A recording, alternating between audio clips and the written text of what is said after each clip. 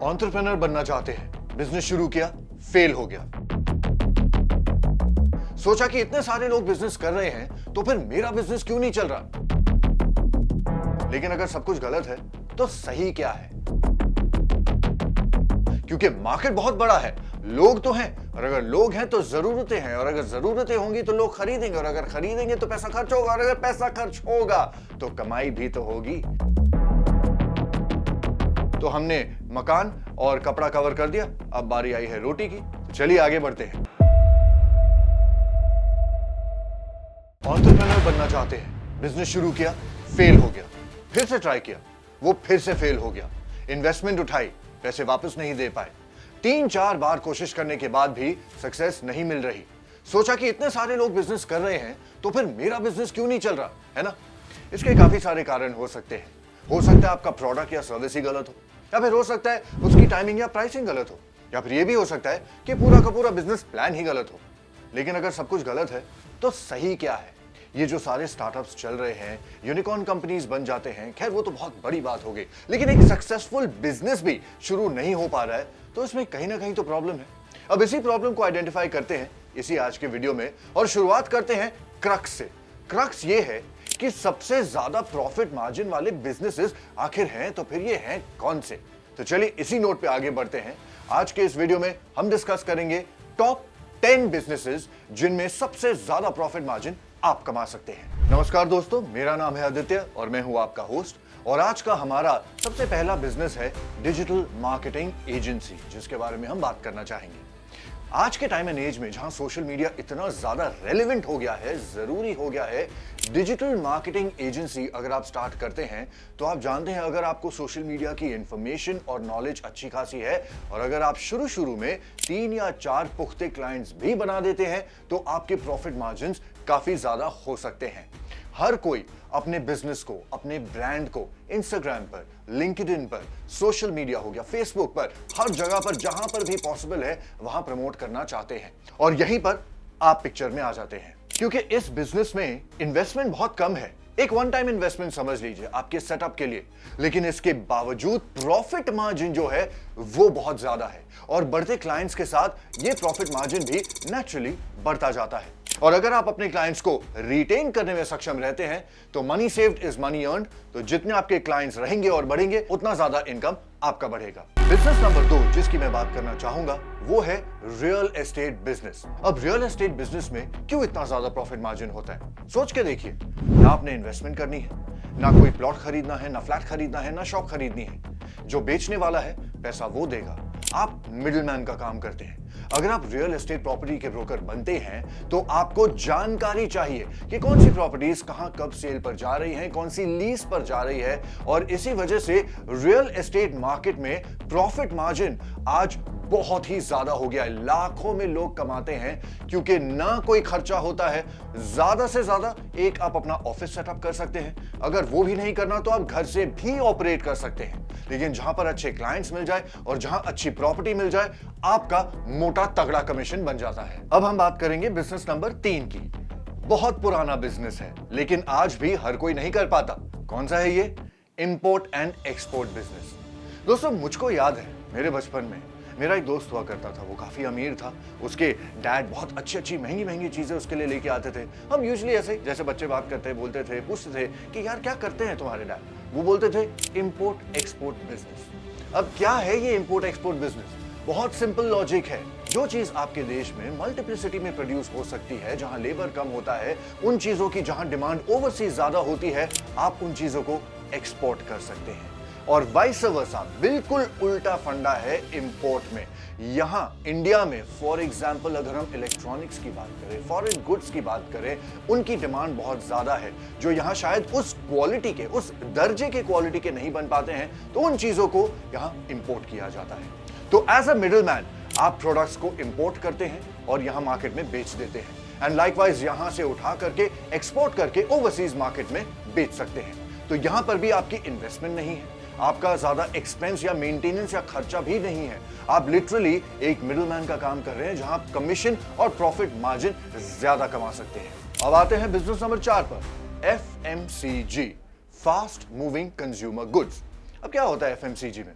अब होने को तो बहुत कुछ हो सकता है, टॉयलेटरीज हो जाते हैं, खाने के आइटम्स होते हैं, फूड के अलावा डे टू डे लाइफ के प्रोडक्ट्स आ जाते हैं जो रोजमर्रा की जिंदगी में हर किसी को इस्तेमाल करने ही होते हैं। तो ये काम तो आने ही वाले हैं। तो अगर आपको एफएमसीजी प्रोडक्ट्स की मैन्युफैक्चरिंग या फिर रिटेल इंडस्ट्री के बारे में अच्छी खासी नॉलेज है, अच्छा खासा ज्ञान है, तो आप इस बिजनेस में भी शुरुआत कर सकते हैं, क्योंकि मार्केट बहुत बड़ा है, लोग तो हैं, और अगर लोग हैं तो जरूरतें हैं, और अगर जरूरतें होंगी तो लोग खरीदेंगे, और अगर खरीदेंगे तो पैसा खर्च होगा, और अगर पैसा खर्च होगा तो कमाई भी तो होगी। तो पॉइंट तो आप समझ गए होंगे। तो ये बिजनेस भी आपके लिए बहुत ही ज्यादा मुनाफेदार हो सकता है। पांचवा बिजनेस है IT sector and software development. अब आज के डे एंड एज में जहां हर जगह एआई का इस्तेमाल किया जा रहा है, आईटी की डिमांड इतनी है, सॉफ्टवेयर डेवलपमेंट की इतनी डिमांड है, हर ब्रांड हर कंपनी अपना एक ऐप शुरू कर रही है, तो ये मार्केट तो बढ़ना ही था, है ना। तो अगर आप आईटी और सॉफ्टवेयर डेवलपमेंट के बिजनेस में अपना हैंड ट्राई करते हैं, बशर्ते आपको इन चीजों के बारे में अच्छी खासी नॉलेज हो, तो यहां पर भी क्लाइंट्स जो हैं वो काफी ज्यादा बनने के चांसेस हैं, और प्रॉफिट मार्जिन्स भी इस इंडस्ट्री में काफी ऊंचे हैं। तो कहने का मतलब यह है कि अगर आपके पास टेक्निकल स्किल्स हैं, तो आप अपने क्लाइंट्स को कंसल्टेशन सर्विसेज काफी अच्छे हाई प्राइसेस पर ऑफर कर सकते हैं, क्योंकि इन सर्विसेज की डिमांड आज बहुत ज्यादा है। बिजनेस नंबर 6 है custom clothing and fashion line. Clothes, कपड़े हर किसी को पहनने अच्छे लगते हैं, स्मार्ट लगना है, ट्रेंड में जो चल रहा है वही पहनना है, लेकिन पहनना तो सबको है, खरीदना कहां से है? अरे भाई, यहीं पर आपका रोल आता है। This is where you come into play, क्योंकि फैशन लाइन और क्लोथिंग बिजनेस एक ऐसा बिजनेस है जो कभी भी कम हो ही नहीं सकता। हाँ, इसके मीडियम्स बदल सकते हैं, प्लेटफॉर्म्स चेंज हो सकते हैं। जैसे आज से 10 या 15 साल पहले रिटेल इंडस्ट्री में कपड़े ज्यादा बिकते थे, लेकिन आज ऑनलाइन इंडस्ट्री में ज्यादा बिकते हैं। तो अगर आपके पास अच्छा टेस्ट ऑफ फैशन है, अच्छे खासे कॉन्टैक्ट्स हैं क्लोथिंग इंडस्ट्री में, या फिर मैन्युफैक्चरर से, या फिर सप्लायर से, तो आप इस इंडस्ट्री में भी अपना लक ट्राई कर सकते हैं। लेकिन बिजनेस जो है ना, वो सिर्फ लक पर नहीं चलता, थोड़ा सा लक होता है, लेकिन लक से बहुत बड़ा होता है हार्ड वर्क और उसके साथ साथ प्रॉपर प्रोडक्ट नॉलेज। कहां से कौन से कपड़े खरीदने हैं, कहां से कितने में बेचने हैं, ये सारी चीजों की जानकारी आपको रखनी होगी, क्योंकि ऑनलाइन प्लेटफॉर्म जितना ज्यादा बढ़ता जा रहा है उतना ज्यादा कंपटीशन भी बढ़ रहा है। हो सकता है आप ओवरसीज से अपने कपड़े इंपोर्ट करते हैं, जैसे कि बैंकॉक हो गया, थाईलैंड हो गया, लेकिन आजकल बहुत सारे लोग ये कर रहे हैं। अब इन कपड़ों को किन प्राइसेस में, कहां पर, कौन से प्लेटफॉर्म में कैसे बेचना है, यहां पर आपका एक्सपीरियंस, और अगर अनुभवी नहीं है तो आपकी एक्सपर्टीज आपकी मदद करेगी, क्योंकि प्रॉफिट मार्जिन्स आज भी 100% से 200% तक क्लोथिंग लाइन में होते हैं, और शायद उससे भी ज्यादा। और अगर आप ऑनलाइन मार्केट टैप करने की बात करते हैं, Etsy है, Shopify है, जहां आप अपना प्लेटफॉर्म क्रिएट कर सकते हैं और वहां से सक्सेसफुल शुरुआत कर सकते हैं। बिजनेस नंबर 7 है हेल्थ एंड वेलनेस इंडस्ट्री। अब ये हर कोई जानता है कि आजकल की जो यूथ है ना, जो मिडिल एज लोग हैं, वो बहुत ज्यादा फिटनेस कॉन्शियस हो गए हैं। They want to eat right, उनको सही खाने के साथ साथ सही वर्जिश करनी है, एक्सरसाइज करनी है, अच्छा दिखना है, स्वस्थ रहना है। तो ये एक बहुत ही अच्छा हेल्दी रेवोल्यूशन आया है फिटनेस में, और क्योंकि ये डिमांड बढ़ी है, इसलिए इसकी सप्लाई की भी उतनी ही ज्यादा डिमांड बढ़ती जा रही है। तो इसलिए इस इंडस्ट्री में अगर आपके पास नॉलेज है, एक्सपर्टीज है, अगर आप फिटनेस कोच बनना चाहेंगे, अगर आप एक योगा स्टूडियो खोलना चाहते हैं, अगर आप एक न्यूट्रिशनिस्ट बनना चाहते हैं, तो ऑप्शंस बहुत ज्यादा वाइड हो चुके हैं, क्योंकि जितने ज्यादा हेल्थ कॉन्शियस लोग बढ़ेंगे, उतनी ही ज्यादा हेल्थ और वेलनेस और न्यूट्रिशन की नॉलेज और इसकी डिमांड भी बढ़ती जाएगी। और हाई प्रॉफिट मार्जिन्स आपको स्पेशलाइज्ड प्रोग्राम्स, मेंबरशिप फी और पर्सनलाइज्ड ट्रेनिंग के जरिए अच्छी खासी मिल सकती है। नंबर 8 पर आता है of course food and beverage industry. रोटी, कपड़ा और मकान, इन तीनों चीजों के साथ कभी आप गलत हो सकते हैं? नहीं ना। तो हमने मकान और कपड़ा कवर कर दिया, अब बारी आई है रोटी की। तो चलिए आगे बढ़ते हैं। क्लाउड किचन्स और केटरिंग बिजनेस के प्रॉफिट मार्जिन्स भी काफी हाई हो सकते हैं। आजकल हर कोई ऑनलाइन फूड अपने घर पर ऑर्डर करता है, और इसी बढ़ती डिमांड का क्लाउड किचन्स सबसे ज्यादा फायदा उठा रहे हैं। तो अगर आपको भी क्लाउड किचन खोलना है, इससे बेटर टाइम इस बिजनेस के लिए शायद हो ही नहीं सकता।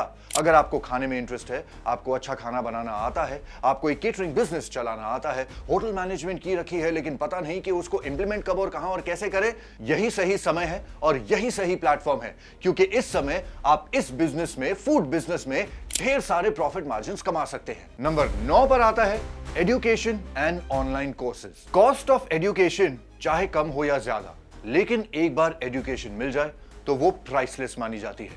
सही कहा ना मैंने? तो इसीलिए इस बिजनेस के बारे में भी बात करना तो बनता है।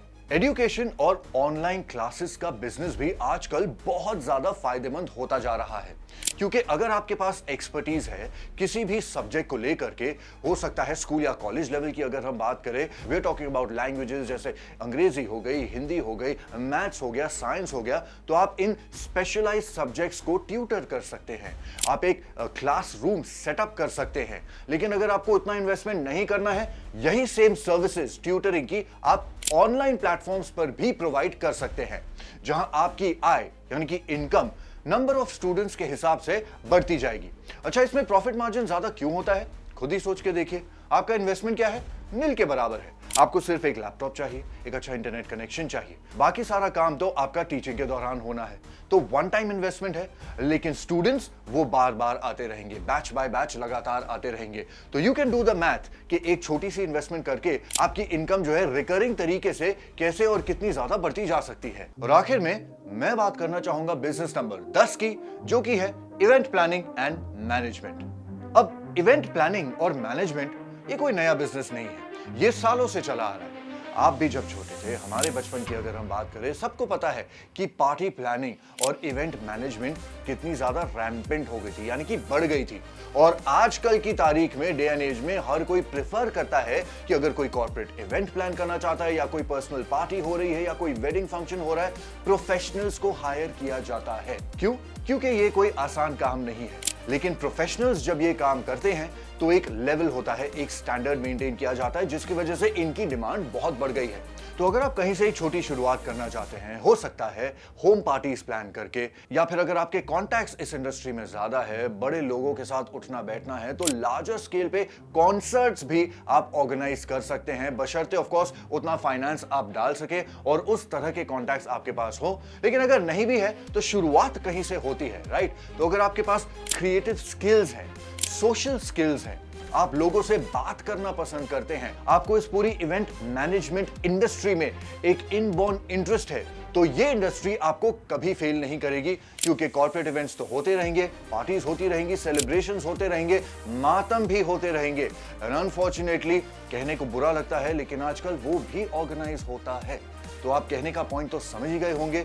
जहां पर भी कोई भी चीज प्लान करनी है, कोई इवेंट प्लान करना है, इवेंट मैनेजमेंट और प्लानिंग कंपनीज काफी अच्छा प्रॉफिट मार्जिन कमाती है, और ये आपके लिए भी एक बहुत ही मुनाफेदार बिजनेस हो सकता है। तो अगर ये वीडियो आपको पसंद आया हो तो इसे प्लीज लाइक और शेयर भी कीजिएगा, क्योंकि हो सकता है आपकी तरह और भी लोग हो, आपके ही फ्रेंड सर्कल में लोग हो जो बिजनेस स्टार्ट करना चाहते हैं, लेकिन कहीं ना कहीं कोई डाउट है कि प्रॉफिट मार्जिन सबसे ज्यादा कहां होगा, तो वहां से मैं शुरुआत करूं, तो ये वीडियो उनकी भी मदद उसी तरह से कर सकता है। और अगर आप इतना कुछ कर ही रहे हैं, लाइक कर रहे हैं, शेयर कर रहे हैं, तो अगर मन में कोई फिर भी सवाल हो ना, वो भी हमें कमेंट सेक्शन में जरूर पूछिए।